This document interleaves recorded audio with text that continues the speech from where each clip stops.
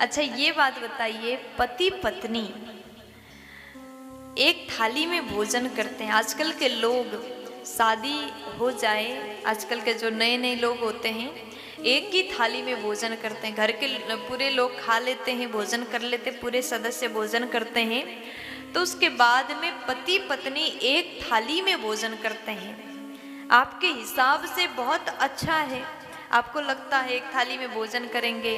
अगर आजकल के लोगों को पूछा जाए एक थाली में भोजन क्यों करते हो, तो तुरंत कह देते एक थाली में भोजन करने से प्रेम बढ़ जाता है। ऐसा आपको लगता है, लेकिन सच्चाई आप नहीं जानते। एक थाली में भोजन कभी भी करना नहीं चाहिए। पहले के लोगों ने, आजकल जो भी नियम, ये उपाय जो हम बताते हैं, किसी को लगता है ये फालतू में बोल रही हैं, ऐसा कुछ नहीं होता। लेकिन आप थोड़ा गंभीरता से सोचिएगा, थोड़ा ध्यान दीजिए। जितने उपाय हम बताते हैं ये उपाय केवल बनाया गया, हमारे द्वारा सोचा गया उपाय नहीं। पहले के लोग वाकई में, वास्तव में ये काम करते थे। हमारे पूर्वजों ने जो किया उसी बात को हम आप तक पहुंचा रहे, ताकि आजकल नए लोग, जमाना बदल गया, नए तरीके से हर काम करते हैं, लेकिन पुराने लोगों ने जो किया, हमारे पूर्वजों ने जो किया, उसको हम थोड़ा सा अपने जीवन में शामिल करते हैं, अपने जीवन में वो करने की कोशिश करते हैं, तो उसका परिणाम बहुत अच्छा होगा। इसलिए थोड़ा सा आप भी ऐसा करके देखिएगा। पहले के लोग क्या करते थे, जब पति भोजन करे, पति जब भोजन करे, उसके बाद में पति के थाली में पत्नी भोजन करती थी, है ना। आपके घर में भी दादा दादी ने ऐसा किया होगा। आप अपने माता पिता को, दादा दादी को पूछ लीजिएगा, जरूर वो बताएंगे। पति जब भोजन करे तो उसी थाली में पत्नी भोजन करती थी। ऐसा करने से समस्त तीर्थ का पुण्य उस पत्नी को प्राप्त हो जाता था। ये सच्ची बात है।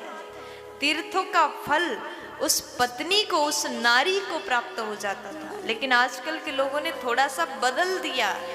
पति के थाली में नहीं, पति के साथ में एक थाली में भोजन करते हैं। आपको लग रहा होगा हम अच्छा कर रहे हैं, लेकिन ये आप गलती कर रहे हैं। पति के साथ में अगर एक थाली में बैठ के भोजन करोगे तो वो भोजन शराब समान माना जाएगा, मदिरा पान के समान माना जाता है। इसलिए कभी भी पति पत्नी को एक थाली में भोजन नहीं करना चाहिए। ये बात ध्यान से सुनिएगा।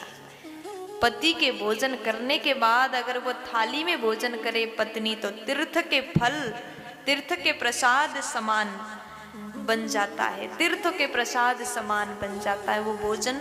और एक थाली में भोजन करते हैं तो मदिरा पान समान हो जाता है। कितना अंतर है। इसलिए हर व्यक्ति को ये बात समझना चाहिए, सुधरना चाहिए। आप अगर गलती कर रहे हो तो इस गलती को आज ही से छोड़ दीजिए।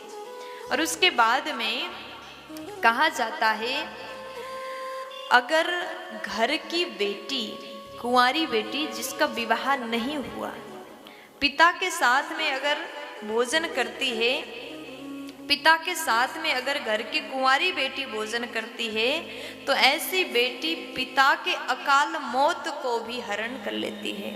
कितना सुंदर महिमा, कितना सुंदर वर्णन। कुंवारी बेटी अगर पिता के साथ में भोजन करती है तो पिता के अकाल मृत्यु को भी हर लेती। बेटी का इतना सुंदर महिमा है। इसलिए कभी भी बेटी का अपमान मत करो। बेटियां आपको दुख देने के लिए, आपको तकलीफ देने के लिए पैदा नहीं होती। कहते हैं बेटी केवल एक कुल को नहीं, दो कुल को तारती। बेटा तो एक कुल को तारता है, लेकिन बेटियां दोनों कुल को तार लेती।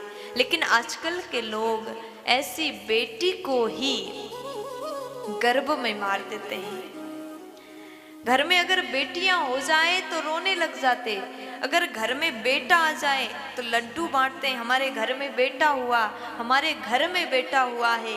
बहुत हर्षित होकर के चारों ओर लड्डू बांटते हैं, खुशियां मनाते हैं, वहीं बेटी पैदा हो जाए तो मुंह लटका करके रोने बैठ जाते हैं। अरे धन्य होते हैं वो पिता जिसके घर में बेटी होती, धन्य होता है वो बाप जो कन्यादान करने का सौभाग्य प्राप्त जिस पिता को होता है। इसलिए बेटी हो जाए तो रोना मत। बेटियां तो आपके काल को भी हरण करने के लिए पैदा होती है। बेटियां आपके कुल के, आपके घर के, आपके मान मर्यादा को बढ़ाने के लिए पैदा होती है, आपके कुल के नाम को रोशन करने के लिए पैदा होती है। इसलिए सदैव बेटी को प्रेम करो, सम्मान करो। बेटी पिता के काल को भी हरण कर लेती है। प्यार से बोल दीजिए ना।